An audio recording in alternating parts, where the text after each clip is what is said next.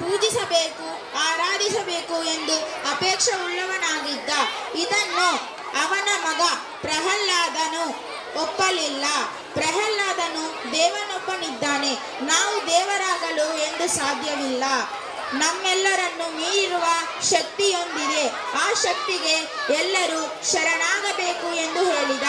ಅದನ್ನು ವಿರೋಧಿಸಿದ ಹಿರಣ್ಯಕಶಪು ತನ್ನ ಮಗನಿಗೆ ವಿಧ ವಿಧವಾದ ಶಿಕ್ಷೆ ಕೊಟ್ಟು ಸಾಯಿಸಲು ನೋಡಿದ. ಆದರೆ ಯಾವುದರಿಂದಲೂ ಪ್ರಹ್ಲಾದ ಸಾವನ್ನಪ್ಪಲಿಲ್ಲ. ಅವನ ತಂಗಿ ಹೋಲಿಕಾಳನ್ನು ಸಹಾಯಕ್ಕಾಗಿ ಕೋರಿದ.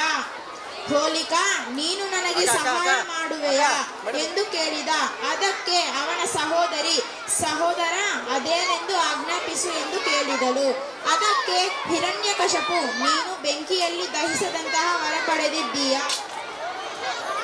ಪ್ರಹ್ಲಾದನನ್ನು ಬೆಂಕಿಯಲ್ಲಿ ಕರೆದುಕೊಂಡು ಹೋಗಿ ಸಾಯಿಸಿಬಿಡು ಎಂದು ಆಜ್ಞಾಪಿಸಿದ. ಆ ಮಾತಿಗೆ ಅವಳು ಒಪ್ಪಿ ಪ್ರಹ್ಲಾದನನ್ನು ಕರೆದುಕೊಂಡು ಬೆಂಕಿಯಲ್ಲಿ ಪ್ರವೇಶಿಸಿದಳು. ಬೆಂಕಿ ಅಖಂಡವಾಗಿ ಪ್ರಜ್ವಲಿಸುತ್ತಿತ್ತು. ಆದರೆ ಪ್ರಹ್ಲಾದನ ಅಖಂಡ ಭಕ್ತಿಗೆ ಮೆಚ್ಚಿದ ಶ್ರೀಹರಿಯು ಪ್ರಹ್ಲಾದನನ್ನು ಬೆಂಕಿಯಿಂದ ಪಾರು ಮಾಡಿ ಹೋಲಿಕಾಳನ್ನು ದಹಿಸಿದ. ಅಸುರಿ ಶಕ್ತಿಯ ವಿನಾಶವಾಗಿದೆ. ಇದರ ಕುರುವಾಗಿ ಪ್ರತಿ ವರ್ಷವೂ ಹೋಲಿಕಾ ದಹನವನ್ನು ಮಾಡಿ ನಂತರ ಮಾರನೇ ದಿನದಲ್ಲಿ ಹೋಲಿ ಹಬ್ಬವನ್ನು ಆಚರಿಸಲಾಗುತ್ತದೆ.